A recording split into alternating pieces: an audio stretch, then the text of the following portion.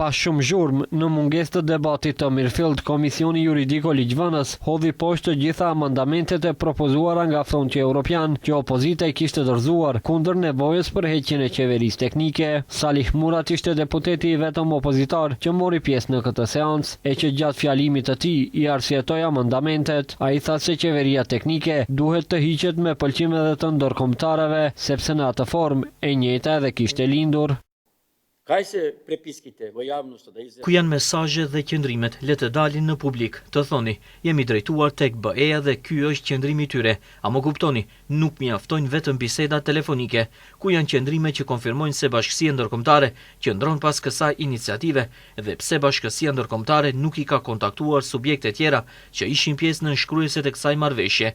Marrëveshja e Përgjinës nuk është marrëveshje e brendshme politike, ajo arrit me ndërmjetësim direkt të BE-s. Raportet e BE-s dëshmojnë se kemi vështirësi dhe mosbesim në proceset zgjedhore. Duke parë se është i vetëm dhe do të mbivotohet, pas fjalimit edhe ai e lëshoi sallën. Има ќе го предвид конструктивниот и демократскиот дух на оваа комисија, ви дозволив да се изјасните во врска со процедурална забелешка која што нема врска со вашите амандмани.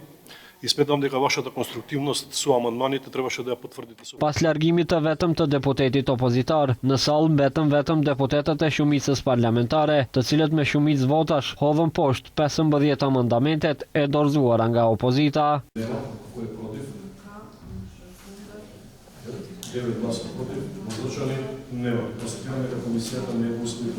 Ndonse asnjë deputet i LSDM-s nuk mori pjesë në komision nga selia e partisë, kreu i Lidhjes Social-Demokrate Venko Filipçe tregoi arsyet sepse ligji për qeveri teknike nuk duhet që bëhet.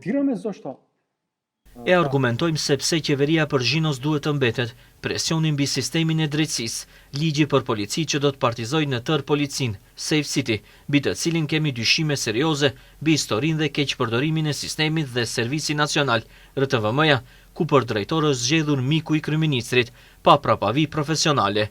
Pyetja kryesore, pse insistojnë që të ndërpritet qeveria Përgjinës në këtë mënyrë, nëse njëjta është sjellë me konsenzus, për këtë duhet të përgjigjet kryeministri. Ai përsëriqi qëndrimin se nëse ligji në fjalë kalon pa konsenzus, LSDM-ja do të tërhiqet nga grupi i punës për kodin e rizgjedhor të udhëhequr nga Ministria e Drejtësisë. Pasi përfundoi debatin në kuvend, Komisioni Juridiko-Ligjvënës e procedoi për në seancë plenare ligjin për ndërprerje të qeverisë teknike. Kërkesa e deputetëve të shumicës është që e njëjta të mos zhbëhet menjëherë, por ligji të hyjë në fuqi pas ciklit të ardhshëm zgjedhor.